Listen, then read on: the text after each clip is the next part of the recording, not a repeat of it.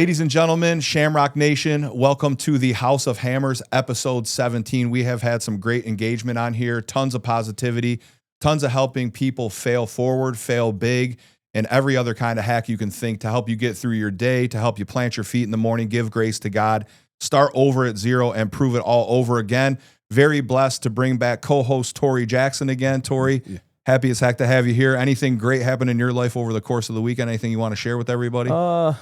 Just spending time with family, man. Around this time, it's the best thing I can ever do, man. With how busy our schedule gets, with the summer schedule that we got coming up, the best thing I was able to do this weekend, man, was just plug into my family and cut the grass, man. That's my honey-do list. Yeah, 'Tis the season. Yeah. Yeah, trust me, I already have mine planned out for this whole weekend, and it's only Monday, so I feel your pain. No offense, honey. I'll get it all done and try to figure out how to balance it. But one thing that I love to talk about with you is the message that you got from service on Sunday. So I'd love for you to share that with the people. I know that we listen to the same thing. So So we were discussing James. Our word of the year for the most part is closer, and James 4:8, draw closer to God, he will draw closer to you. And we were just kind of discussing ways, mapping out certain things that we need to do in order to draw closer to God. And one of the biggest things was just how we should seek him, be intentionally seeking God. Everybody can kind of talk about seeking him, doing certain things, but intentionally seeking him, pouring into them, like a father pours into a son. We need to pour into God. That relationship is a two-way street. You know what I'm saying? He chooses us, but we still have to do our part in order to, pour into that relationship. So Pastor Jamie returned, and full of fire and brimstone per usual. So it's amazing church service, man.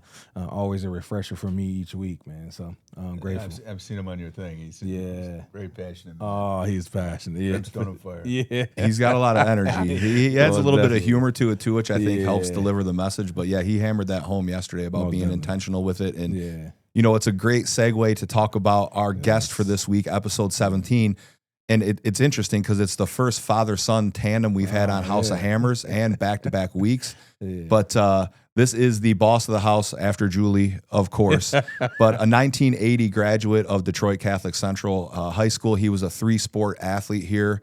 It's been great for me to know about his journey. I didn't know our guest very well when we were younger, but getting to know him over the last probably 15 years, I would say, has been an absolute blessing. And watching him grow in his professional life, watching him grow in his faith as a husband, as a CC dad after being a graduate from this place has been absolutely awesome. And we were able to bring him into the building, into the athletic department this year as our sports psychologist.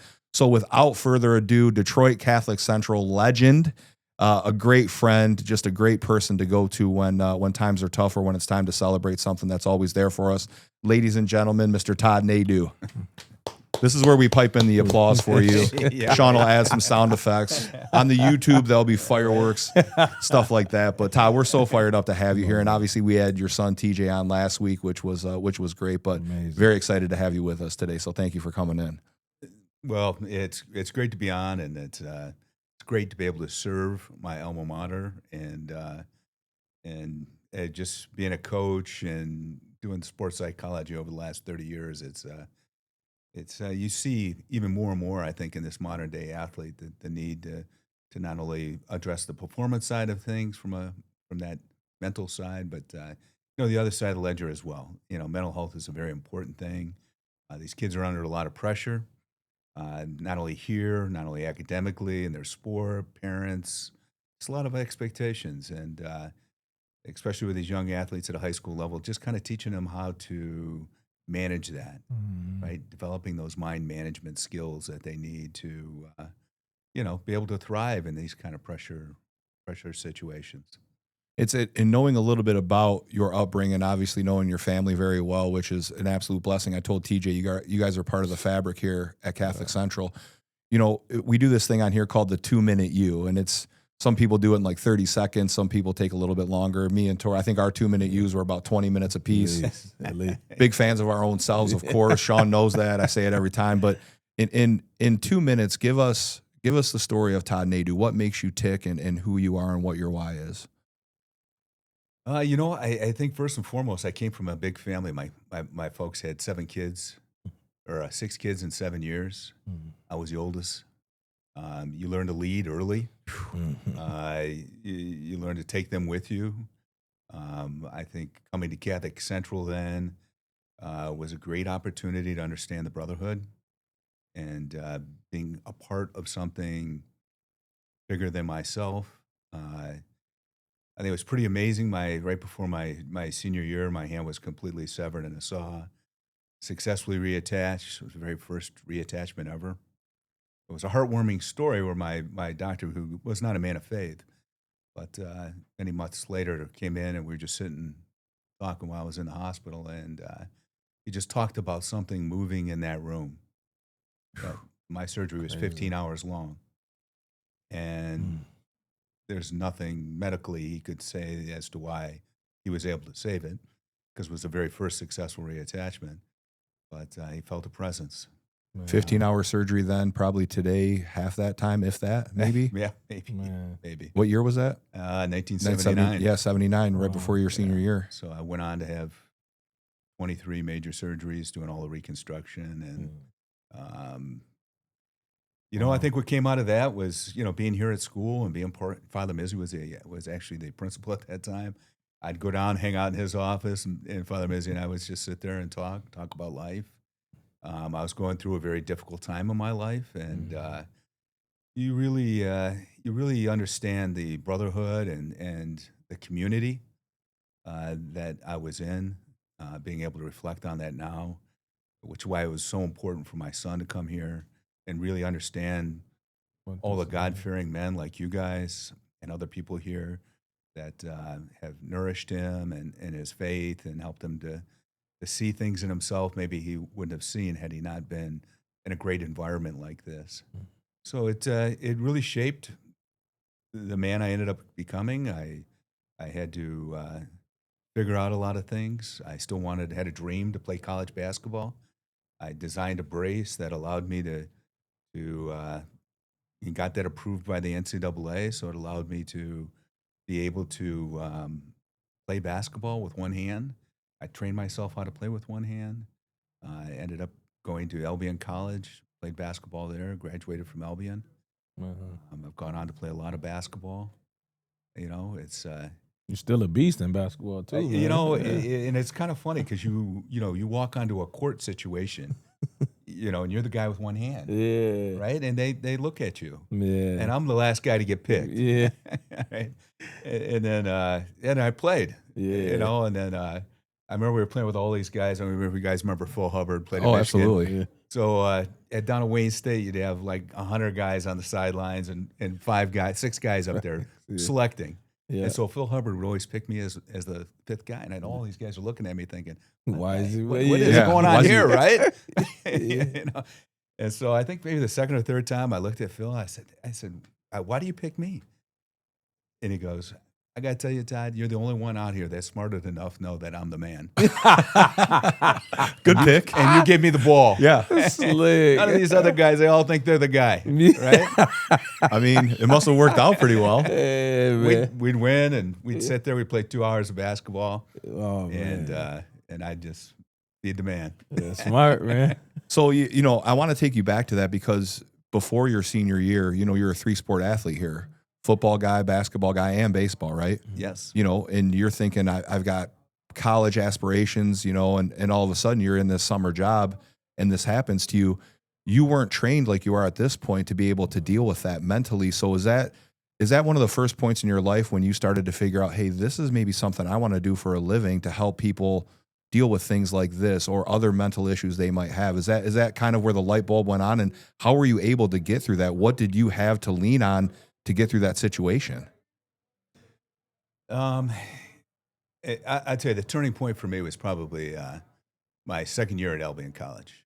I became part of the Fellowship of Christian Athletes, went on to be the president of the Fellowship of Christian Athletes at Albion. But it was powerful. I had 2 amazing, Morley Frazier and then oh my gosh, it's eluding me, but the head coach at Albion at that time, football coach, went on to Indiana, and those guys just poured into me and gave me an opportunity to see myself in a different light and to give what I had and to recognize what I had and how God could move in my life, and took me from, going to mass on Sunday to really teaching me how to walk in my faith, and what a leader I could be in showing people how to overcome things, given what I had been through. You don't always see yourself that way because it's, you get caught in a storm and you're just trying to figure out how to get out of the storm. And those guys just really empowered me. And all of a sudden I'm at a church that couldn't afford a pastor, and I'm doing the sermons. I'm out at Star Commonwealth, which was a juvenile facility right outside Albion, and I'm walking in and I'm cracking open the Bible and teaching these young guys that have had really rough lives. Man. And basketball was a great vehicle. I'd go out there and play basketball with these guys, and they'd look up to me, and it was just, we sit down, we talk about life and be real, right? And help them to see how they could use their faith to walk in those kind of footsteps and become the young man that they could be, and to overcome all of the obstacles that were given to them in life. It shows you how amazing God is, and how he uses people, the people he chooses, right? How he uses your trouble or your trial to turn it into a testimony to glorify him, to give him glory. Yeah. And that's from hearing your story, Todd, to seeing everything that you're able to do, to seeing how you help others. It's special to watch. I've seen how it, translate over to TJ, but just to hear, what you had to deal with or had to go through, but then see where you are now and how special, things have, become because of how you just trusted and relied on God at that age, at that time. And that's amazing. Well, especially to be the oldest child in the house too. I mean, you're the hero to all your younger siblings. And by that time, the other 6 had already been born, yes? Correct. So full family was already there. Here's the king kid of the house who's going through this. Yeah. Did you see that affecting your siblings at all, or did they kind of just everybody rally around you to keep you positive, or did you feel like the size of your family helped you get through that too? I think personally, once I got through the storm of all that had happened to me and really began to truly understand what God was calling me to do, it awakened me to a lot of that. Not only my siblings, because Lord knows it impacted them, but, my parents. Everybody at the table here has kids. Yeah. So we know that there's a lot of things in life we don't have control over. And to watch their son go through all the things that I had to go through in terms of 23 operations, probably over 130 hours of surgery I've had on this body. Wow. And there's scars from head to toe. Yeah. But I wear those proudly. And it was just amazing. And even now, I think the biggest thing, I got a practice at physical restorative medicine. And one of the nurses there came up to me, and I've been there probably 6 months, right? She goes, "Oh, what happened to your hand?" And I see her every day. Wow. And I looked at her and I said, "You know what? That's the best compliment you could ever give me." For 6 months, you hadn't even known. I don't want my accident to define me. Yeah. It's not who I am. Yeah. My identity is in Christ. Amazing. I think young athletes today need to hear that, and I hope some of them tap into this, and we'll share it all over the place, but they get so caught up in being a basketball player or a lacrosse player or an esports kid, whatever else that might be, and that's where their identity is. And then when they struggle, and you've worked with some of our guys here and some of our teams, for me, what I've noticed, the biggest thing is in them figuring out who they really want to be outside of the commitment graphics and the highlight films and all this other BS out there, because I constantly try to tell them, guys, at some point, this kid's game that you play is going to end. You have to put the basketball down. Now you can play, alumni basketball or like me, you know, alumni softball stuff. Like TJ told a great story about you, how you came out. Oh, yeah. And he was doubting it. He's like, oh, he's like, he did. He actually was very complimentary. He's like, I'm telling my dad to probably slow down. You know, they kick the ball to him. He's wide open. He just drains his first shot. So he gave you a lot of, he said he's the best in the family now basketball wise. He did say that. But I do think, you know, these kids struggle with who they're really trying to become, because after all the cameras are off and the glitz and glamour of what you do as a sport, there's really just you and who you are. And that walk with Christ is a daily thing.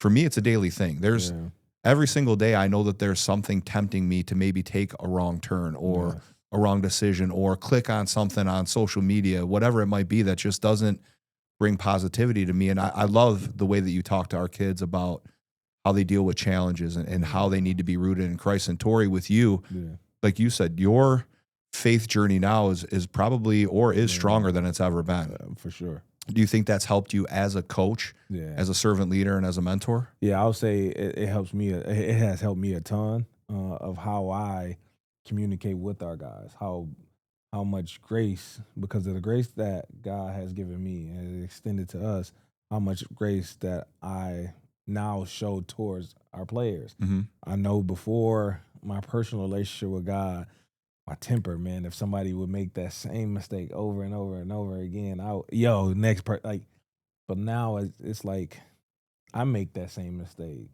and God still grants me an opportunity to still have a chance to wake up, to still be a part of something special. The grace he's given me, man, like no doubt. Why can't I give that to others? And that shows the true relationship that you do have in Christ. If God has extended me that grace, he expects us to live as a reflection of him, you know, and that's what I try to do. And that's what I try to show to our guys and how I communicate with them when they have those down moments, when they have those great moments, how I, you know, keep them uplifted, congratulate them, how I'm always rooting for them as the person, not even as the athlete. As the athlete, they're going to have highs and lows. It's just now I find myself just kind of helping them nurturing their mentality. I was telling you last time we had this communication, we wear more than the coaches had now as coaches. It's mentor, it's a bunch of different things. So it's like having that connection with that kid to know what he need at that moment. But that comes from my relationship with God, because man, less of you, more of him. Less of me, more of him. That's the biggest thing. That's the biggest key. I got to go in the locker room. I think it was after we beat Rice at Marion. Yeah, when you talked to him. So you know they're trying to clear people out, blah blah blah, this and that. So I go into the locker room and I'm listening to Tori talk to the team. Not a single word about the game for the first probably 5 minutes. Just about giving glory to God and how lucky they were to be together in a situation like that and as a family. And it was really heartwarming to hear, because we care about these kids more than just what they do. We care about them as young men. And Todd, with you dealing with so many young athletes nowadays, what are some of the things that you see them struggling with the most, and maybe some solutions we can give them? Oh, that's a deep question. I mean, there's probably 20 things you could name. To be totally honest, in today's day and age, I mean, I'm sure you see things that run the gamut. Yeah. You know, I think the biggest thing is if I had a number one, is the fact that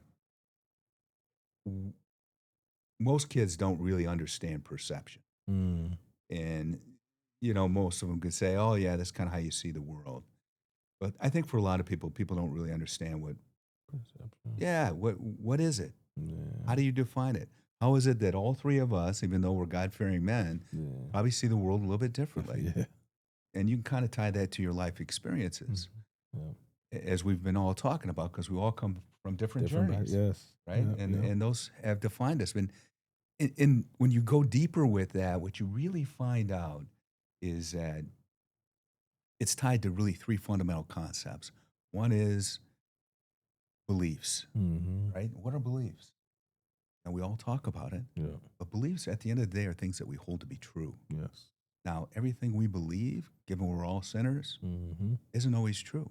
Right. There's a lot of veils. There's a lot of things that we're told or we may believe that are not true.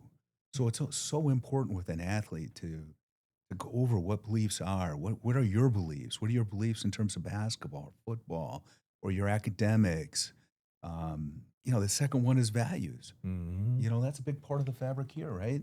Trust, respect, loyalty, honor, all of those kind of things. But do they really know what it means? And does it flow through them? Yeah. That's the key. The third thing are rules. Yeah. What rules govern our life? All three of those things govern the choices we make. Yeah.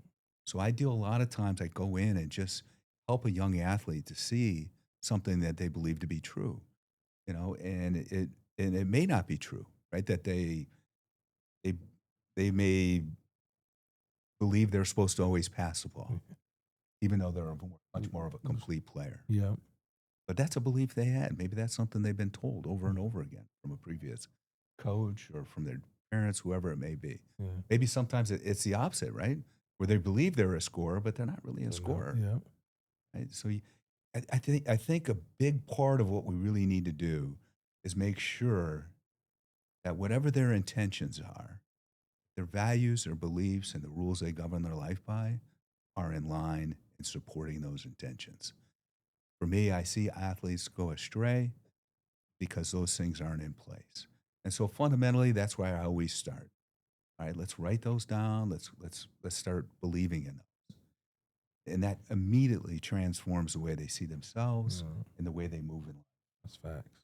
And it's a very simple but deep thing to kind of get into.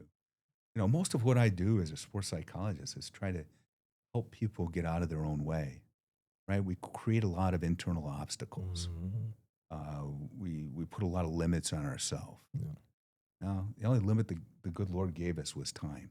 That's it. And obviously, we're all called to maximize the things we can do with the gifts He's given us and the time we have. That's fact. And that's the goal, right? And help them to see that. I think beyond that, it's coping skills. There's a lot of pressure. They internalize a lot of things. I know you two are on the same page with me that, one of the most powerful things in life in terms of keeping yourself focused is that self-talk. A lot of these kids don't talk to themselves very well, right? I mean, that goes any age, Yes. any age. I work with it with Brooks and Bo, 10 years old and 8-year-old. I mean, I love that concept and that tool. Yeah. Yeah. I've had the blessing to be able to study with a lot of people in terms of all the intricacies of how the mind works. And we're very built to be on defense, right? To be fearful, to look for things, that kind of negative side to us, that dark side, however you want to look at that. And it's important to help kids be able to manage that. Yeah. Our minds are quick to move to the dark side. Wow. Right? And, that's why our faith is so important, because it's about that light in those dark places that brings us up. Yeah. And, so I work with these young athletes on self-talk, right? If you can't talk to yourself in a positive way, an encouraging way, in a way that's going to be productive, and, I think the third thing is most kids don't understand focus, don't understand what attention is, right? And all three of us know that attention has a dimension of time to it. And where are the three places in time? The past, the present, and the future. Yep. Okay? And, sports are played in the moment. But a lot of these kids have a tough time staying in the moment. They walk up to the batter's box and they're thinking about, hey, I don't want to let the team down. I need to get a hit. Yeah. And all of that creates anxiety, which interferes with your mind and body connection. Yeah. Well, even that, like kids nowadays are worried about the proper snippet of their walk-up song getting played. Like I'm helping Brooks's 10-year-old team, and it's like, I'm like, all right, listen, remember, short path to the ball, this, just little baseball-y stuff, you know what I mean? And they're like, do you hear my walk-up song? And I'm like, so when you talk about focus, like you remember when, TJ was younger, trying to get him to focus to do something. Probably still a little bit now, TJ. I'm sure it's not all 100% focus all the time, but you talked about the kids understanding who they were, and you might have a kid on the team that feels like I should be jacking up 25 jumpers a game when really I'm a better facilitator. Man. When you're in those meetings with those kids, how gratifying is it? How much of a bucket filler is it to see that light go on, whether it's positive or negative, to where as the guy sitting there helping him, okay, I can see the breakthrough in him. He's starting to realize that a little bit. Does that does that just get your heart pumping even a little bit more to know you're moving in that right direction with that young person you're working with, or a coach even?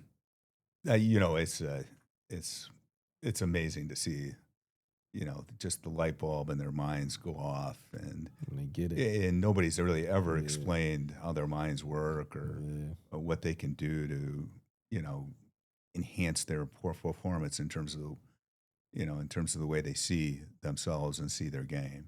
As you change your perception, you will automatically see a huge lift. I had the pleasure of working with Dave Wilson and the lacrosse team. Yeah. Those guys, you know, I just did a go around. We just talked for like first 20 minutes, and these guys were all just sharing, you know, how they felt like they were all on a different page. And they didn't have a common identity. Mm-hmm. So we created 5 pillars together as a team, and we went over each one of those. And, you know, we talked about, you know, creating that identity and embracing one another's differences. That's what makes this world great. Facts. You know? Yes. We're all different. Yeah. It's not about that. It's about embracing your difference and who you are. And each one of us as an athlete brings us something a little different to the table. Mm-hmm. But we're all part of that culture, that identity of what it takes to be a winning team. And being a winning team doesn't mean you have all the best players. Mm-mm.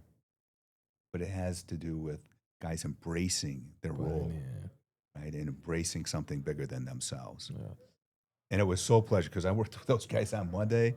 Tuesday we went and they killed Rice. Oh wow! The day after, it's ironic on the field. They're like, "Oh, it's all Mr. Nadeau. Thank God he was responsible for our 14 goals." But it does, honestly, though, it did help them. Yeah, because our kids, as much as we push brotherhood and love and family here, they do internalize so much. So, and I've had kids in my office before where I knew they were carrying something, and just simply asking them like, what are you carrying around with you? Man, all of a sudden the kid will start crying or he'll open up a little bit. So I love that you get to do that because, and I don't know if I've ever told, you guys might not know this, but I was going to go into child psychology when I went to Hillsdale. My first teacher, everything from the book, no personal experience. I just completely fell out of love with it. But I always loved the idea of being able to have that aha moment with somebody. And I'm sure there's been times when it hasn't always been a positive aha moment where someone's had to self-audit or do some soul searching. One thing that I love that you've always talked about, and we've talked about it before, is your fire and ice concept. Absolutely love that. I think that's something that we get to share and we have to share with the listeners and the people out there. So if you could just give the people a breakdown of the fire and ice concept and how it applies. You know, it was interesting because I was working with are you surprised that I remembered that? Yeah, that's pretty. All right. I knew you would, but you kind of looked at me like, oh, all right. I'm more than just a pretty beard and bald head. Right, Sean? Yes. Thank you, Sean. I'm sure your wife reinforces that every day. She better. Lord. Oh, man. Oh, but yeah, I was working with these, professional athletes and collegiate athletes, and they were coming to me just wanting to know how to manage moments. We're both in all sports here, so like I've always told TJ, it's about being big in big moments, right? Embracing it, wanting to be that guy, and being that guy, right? Living it, you want believing it, like you said earlier, mentally telling yourself you're that guy, exactly. And when you can rise up in those big moments, that's huge. And a lot of guys just didn't know how to manage moments, and so I worked with Kevin Wildenhouse, Dr. Wildenhouse. His boys came here, but him and I kind of collaborated together. Drew, can't remember the other one, but so great kids. We developed a program called Fire and Ice, and fire was focus, intensity, responsibility, and emotions, kind of understanding. It's almost like Fire and Ice was really about a dashboard, right? What are you focused on?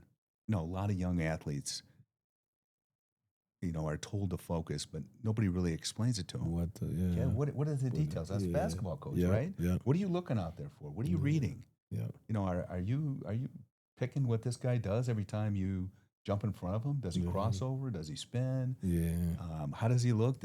Most kids will look at the ball before they get ready to shoot the ball. I mean, there's all types of little things that if you're in tune to those and you know what you're looking for, and you can use those to your advantage. Yeah. And so we talk real deeply about, focusing. as a D-back. Here's a wide receiver. What does he do? When he's going to get the ball, what does he look like when he's at his the tendencies, line? Right? Right? When he comes at you, does he do the same move all the time? We're all creatures of habit, right? So if you can pick up on those, you can use those to your advantage. And so we work on some of those kind of skills. I was just intensity, really it's about your why, it's about your energy level. There's a physical energy to all that we do, but more importantly, there's a mental energy. And if we worry a lot, if we have fears, we get anxious, we overthink things, which is a huge problem at CC here. You got a lot of bright, intelligent kids, right? They have a tendency to overthink things. And so you talk about that, right? You get in their own way in that situation. But even the kids that struggle feel in a certain type of way around so many high academic achievers, or a kid that might have to go to the learning, resource center, things like that. I mean, it doesn't matter what type of kid. That's what I've noticed here is they're all struggling with something. It could be a kid who has financial means at home. It could be a kid who comes, from the city whose life starts after he leaves CC and his activity. So I think that's a huge part of it too. And it all drains their tank. So by the end of the day, they're fatigued. You get fatigued. You start to engage in a lot of negative thinking. But then you go right to you're fatigued. You're coming home from here. Maybe you get your homework done. Maybe you wait. I notice a lot of our kids.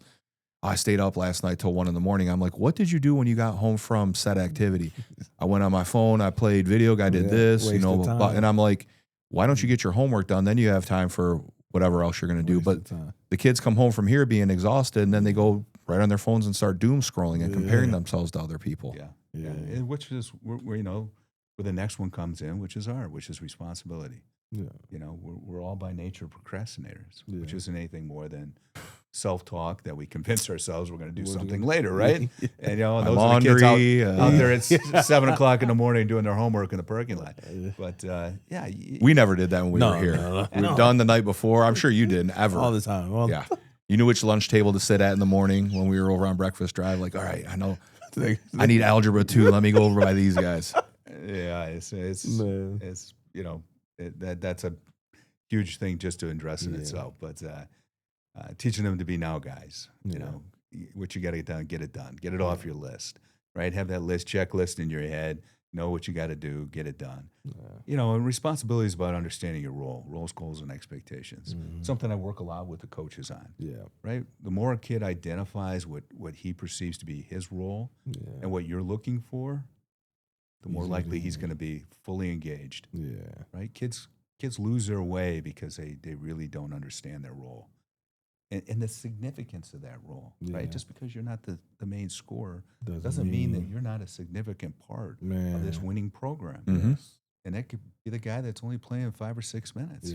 But you know what? Those 5 or 6 minutes, I need you to give our big guy everything you got for those 5 or 6, right? whatever it is. We can't lose 4 or 5 points because I bring you in. I need you to be ready, engaged, and know what you got to do and sell yourself out there. And a kid can embrace that, Otherwise, he's sitting on the bench, sulking, upset because he doesn't play as much as he thinks he should play. And, there's just a lot of confusion around that. So I really try to encourage coaches as much as you can. Really help guys to understand and embrace their role. And ask them, what do you perceive to be your role on this team? Right? Because once you do that, you know where he's at.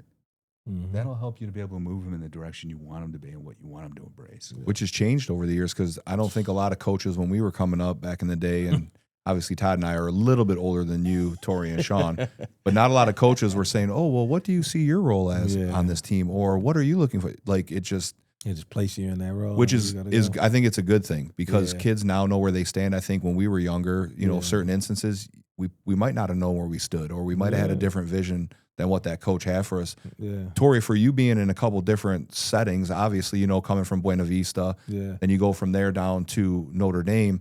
In terms of the mental sports performance coaching, it was starting to kind of come around then, but not even close to where it is now. Did you guys have anything at Notre Dame in terms of like sports psychology or any type of like mental training? No, we didn't, but I mean, you had the faith, obviously, of the in your university and stuff like that. I'm grateful for the coaching staff that we have. That's why I was so connected to Coach Bray. My assistant coaches, to this day, I still connect with our assistant coaches. Even though we didn't have like so to say like a class or a structure or like a sports psychology coach on staff, we had coaches who were player coaches, so they cared about us as the individual and made sure, like you said, they understood what our role was. They made sure we explained what our role was, but they also like it was a two-way street.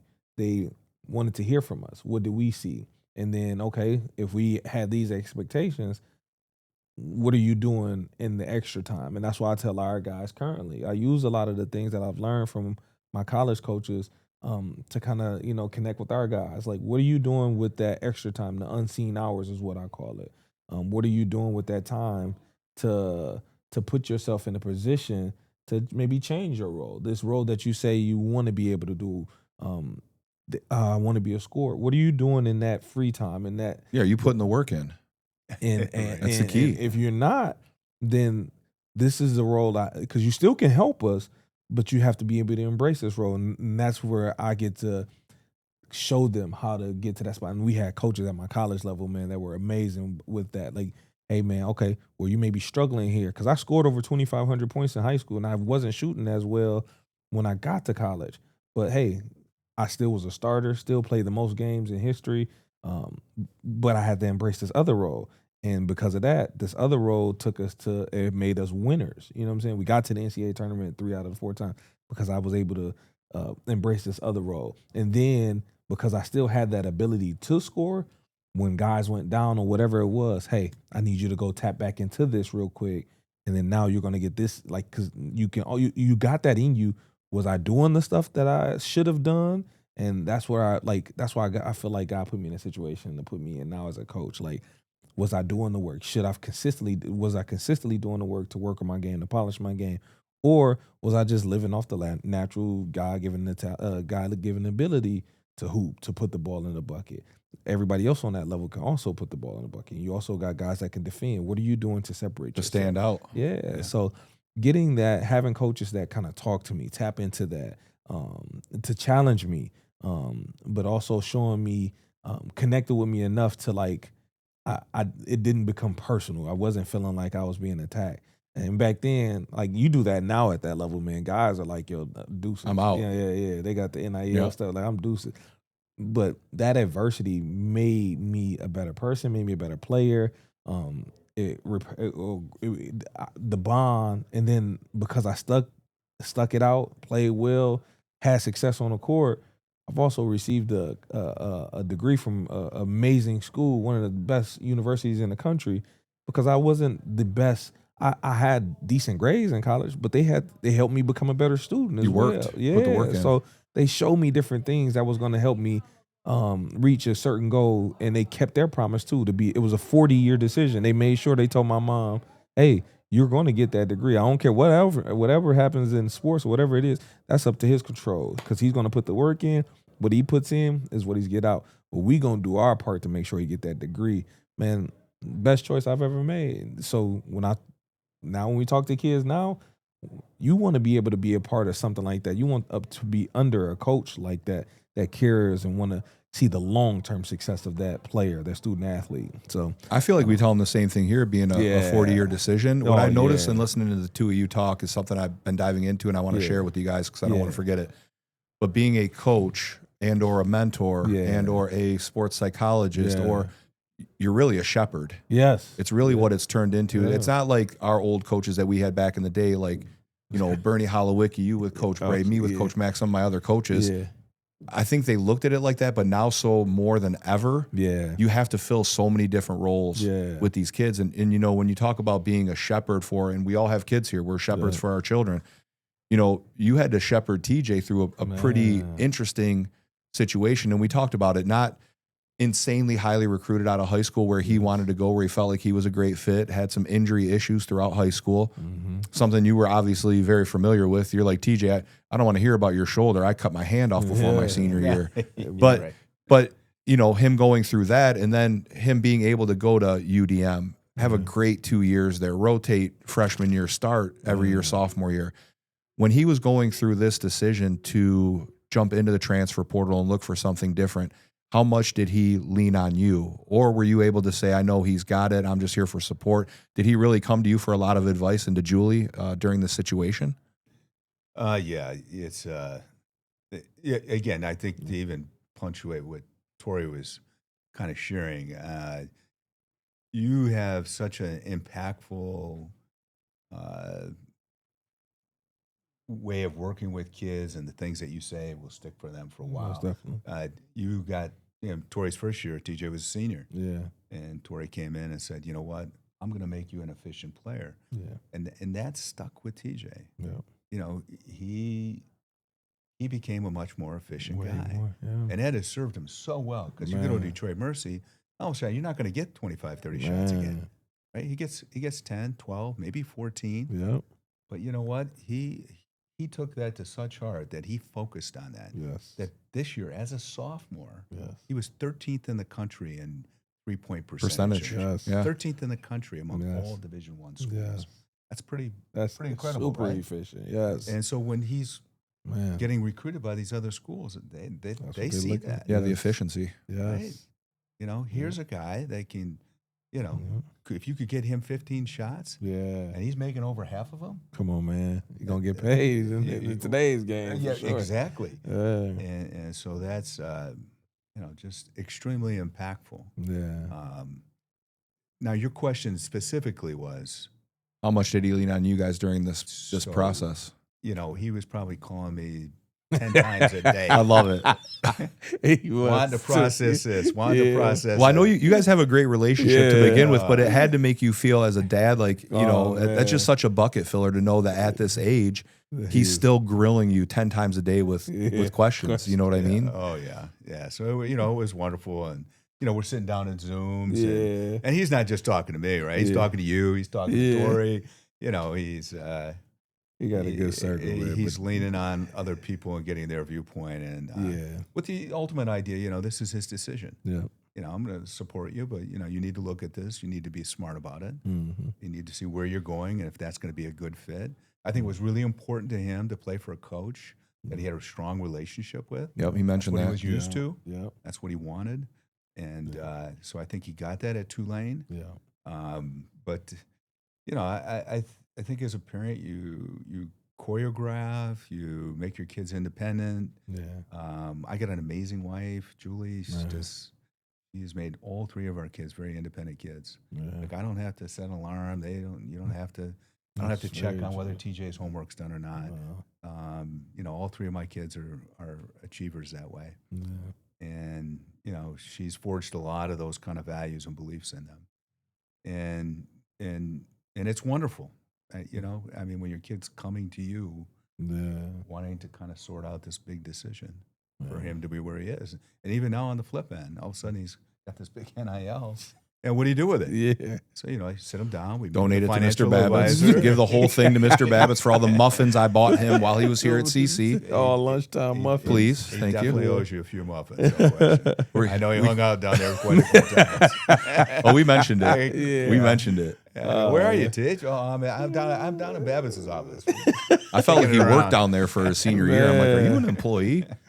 When did you and Julie know that it was the right fit? Is there something you guys felt, or was it just TJ saying, Mom and Dad, I feel like this is the place for me? Is there something when you guys talked to the coaches or maybe saw something about the school that you guys knew it was the right place for him? Yeah.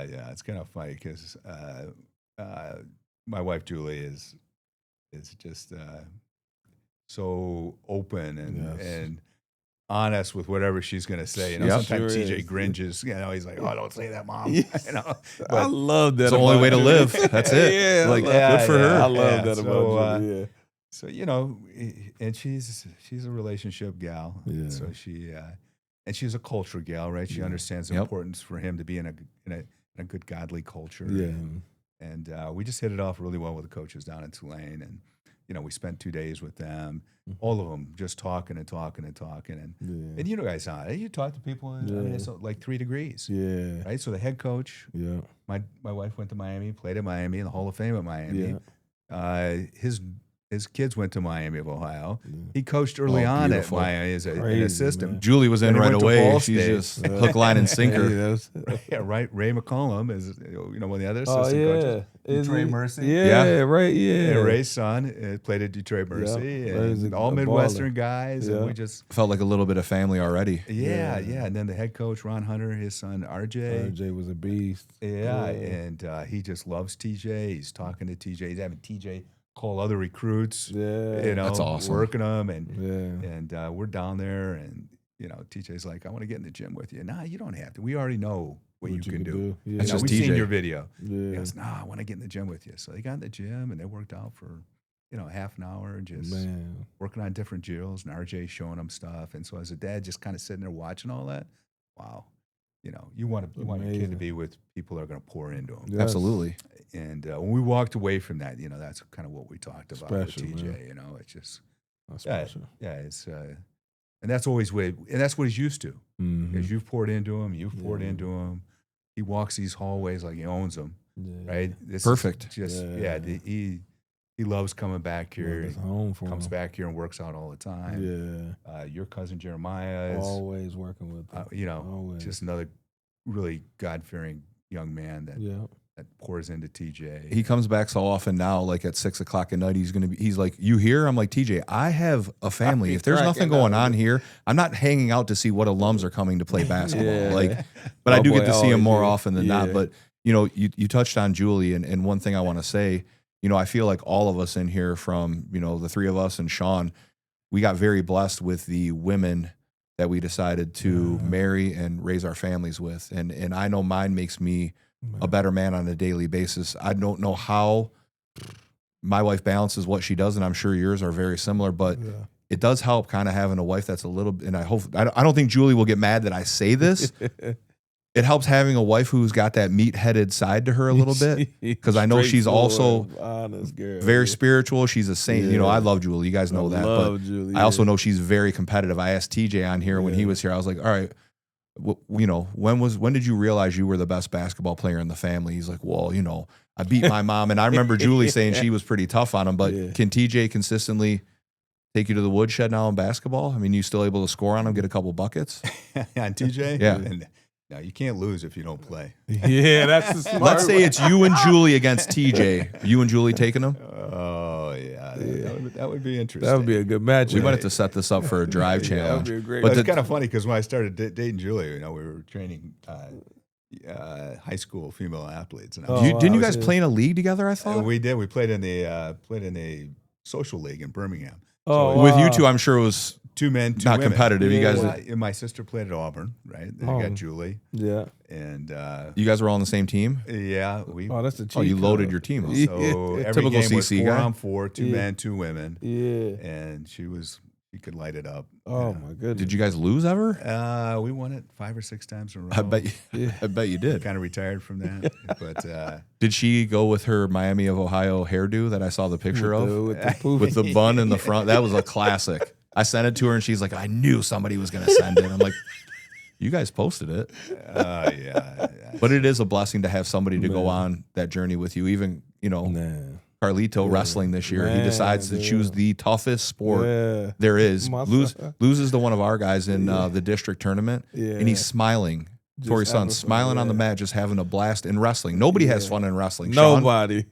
Sean agrees. Zero fun. No, I mean the work is great, but and he's just cheesing on the mat, and I'm like, this is everything that's right about athletics on any level. Just a Yes. kid out there, just like you said, being part of something bigger than yourself. than He knew in yourself, that moment, like, I'm out here for the team. I let it all fly, just no regrets. I mean, it's just such a beautiful Awesome thing. feeling, dude. Awesome. This is one thing we do when we tie up and kind of put a little bow on the podcast is we have everybody leave with a positive note, something for the listeners to take away. And before we hop into that, Todd, I just want to tell you what I've seen you do with so many of our kids, so many of our adults, with me personally. You guys have always been great to me. And every time we see each other, it's a handshake, it's a hug, it's a what's up, brother.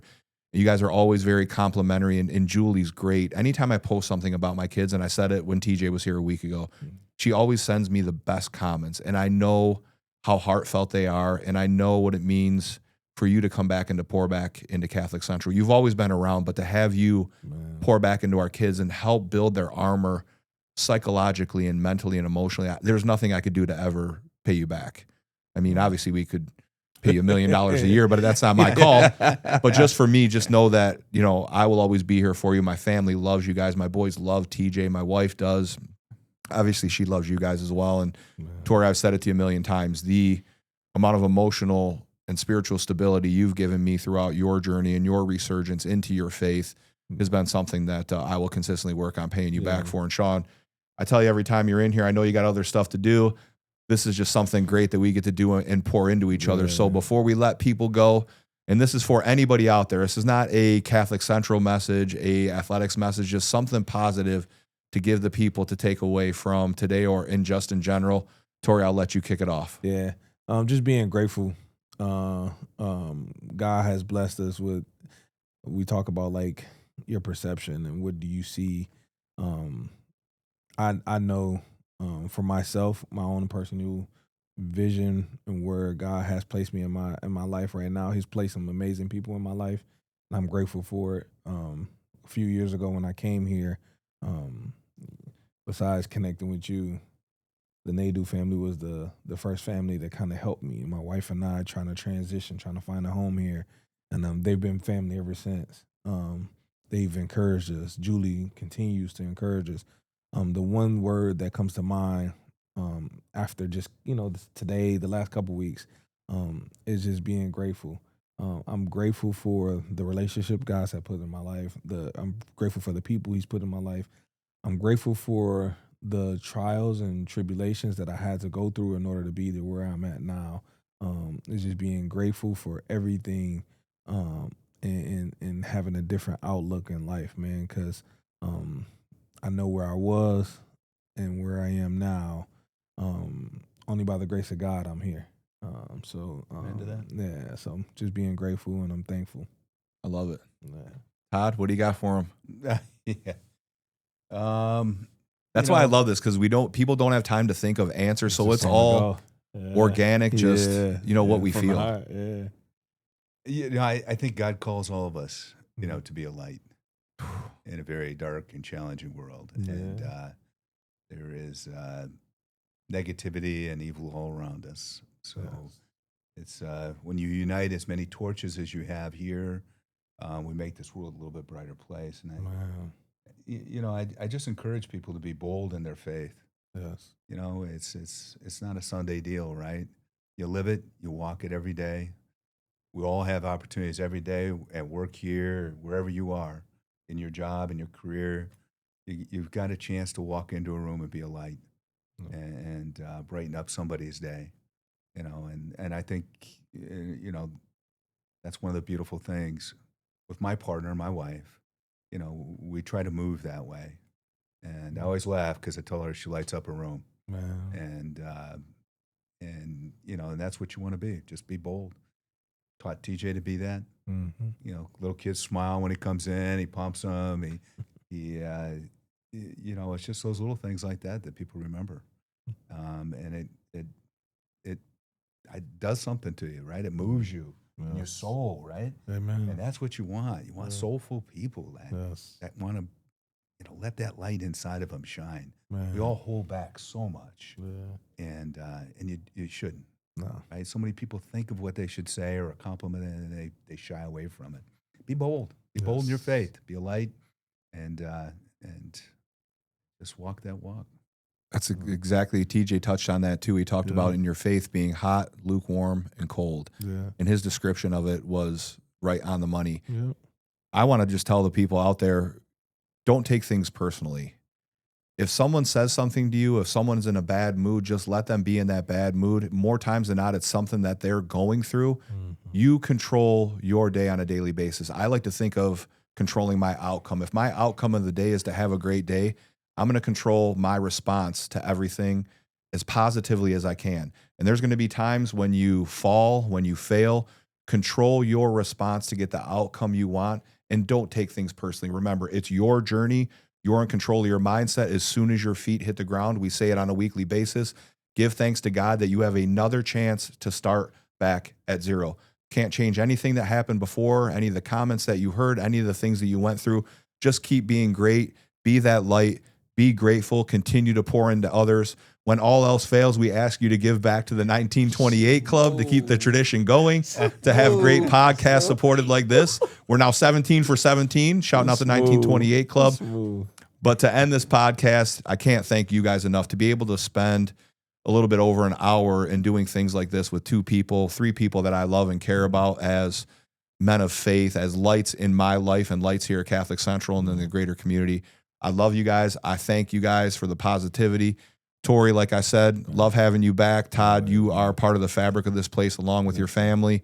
And you are right. Julie lights up a room whenever she comes in it, but your family does the exact same thing. And when we get the 3 of you guys together and the rest of the family and you guys are at an event, it's like a ray of sunlight walking through the gymnasium. So keep being that light for yourself, for your family, for our kids, for the greater community and anybody else out there that you continue to touch in a positive way, because we need more people out there like you to have honest conversations with these kids and these coaches and these mentors and these adults to help keep them being the light for somebody else and for themselves. So Todd, thank you so much for coming on. Tori, love you. Sean, the man behind the mix, as always, making us look way better than we probably do. And to everybody out there, like we said, be grateful, be that light. Don't take things personal. And when all else fails, keep hammering. We appreciate you guys.